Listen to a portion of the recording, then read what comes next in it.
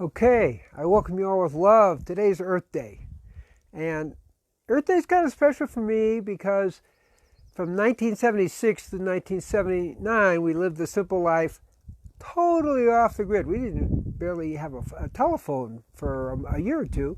No gas, no electricity, no plumbing, and it was our idea of simple living, but it wasn't all that simple. But it works. And it is wonderful to live off the land in that way, especially when you have two small children at the same time. So it was like really a challenge. So that's one way of thinking about it. I'm thinking, well, what's our relationship with the earth? And these are things that I have thought about a lot. And what has really occurred to me is I'm not here protecting the earth. That's a separation. That's not really what it's about. For me, Earth Day is a reminder that we are one with the living planet. All the humans, all the insects, okay, even the mosquitoes, okay, all the animals, all the plants, all the swimming ones are all part of the living earth. And we're part of that too. And each has its role in the divine balance. Each is valid on its own. We're put here not to be humans, not to be industrial blocks, but we're put here for one reason only, which is to wake up and know the truth, to go back to God. Okay, that's why we're put here.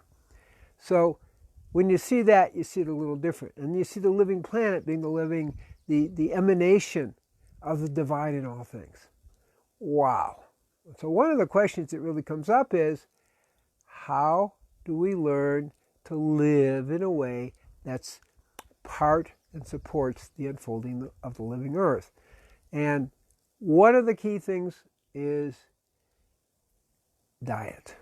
So what we know about a plant-based diet, meaning vegan, and for me, 100% vegan and at least 80% live food, I'm close to 99% live food, okay, is that makes a huge difference on the living planet.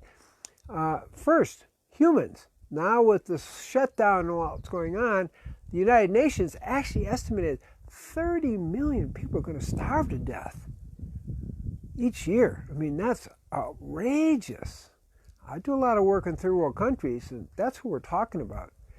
Yet, I know, if you're a vegan, you can feed, if everyone were vegan, we'd be able to feed the world 7 times over. If everyone were eating live food, we'd be able to feed the world 12 times over. Wow, there goes the food problem. No problem.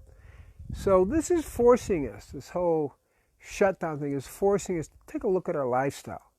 But just that simple thing, okay? And if you're a vegan, you save a Olympic-sized swimming pool of water each year. Wow. How about energy? Somewhere between 12 and 22 times more energy is saved. Okay. The amount of earth, again, is very little compared to a meat-eating diet, how much earth is taken up. Okay, so we're now looking at earth, and we're looking at the air too, air pollution. We don't know for sure because the estimate is somewhere between 21 and 50% of the air pollution, that a meat-eating diet is 21 to 50% approximately more polluting. Wow!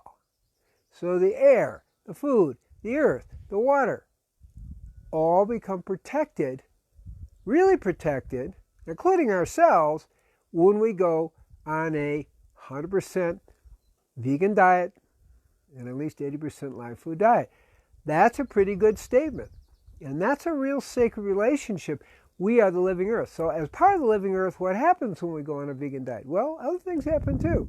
There's 32% less heart disease. Wow, that's not so bad. When we go on a vegan diet, what else happens? We have 35 to 50% less type 2 diabetes.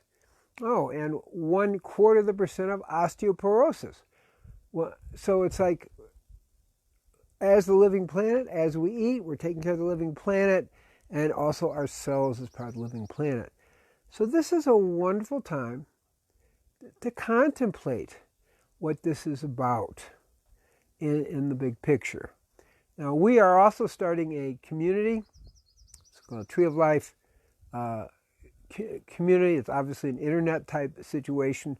We're really going online tomorrow and just checked into drcousins.com to get all the coordinates, how you can be part of that. We also have a variety of over 300 videos to put up. One of the videos that are worth seeing, what I wanted to mention today, is we're slightly going into global cooling, which we have since 1998.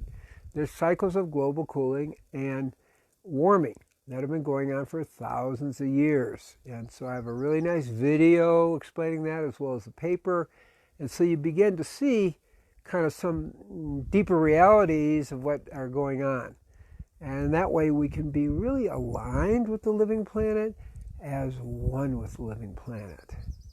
So may you be blessed with this idea of becoming, on this Earth Day, committing to live in a way that everything we do is sacred and is a blessing to all life on the planet, including the living planet. Shalom, shalom, shalom. Om Shanti, Shanti, Shanti. Om Taikyo Asin. And just stay tuned. I'm going to get a little closer. It's a little sunny out here. And just take in the energy from the eye to Shaktipat, and then give yourself a chance to go into meditation.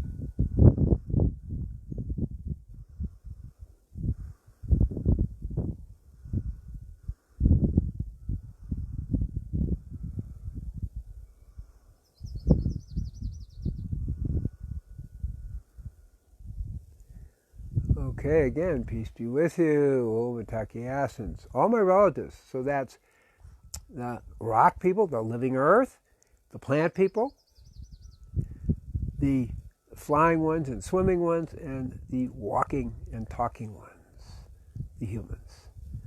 May we all be at peace as part of the living planet. Blessings.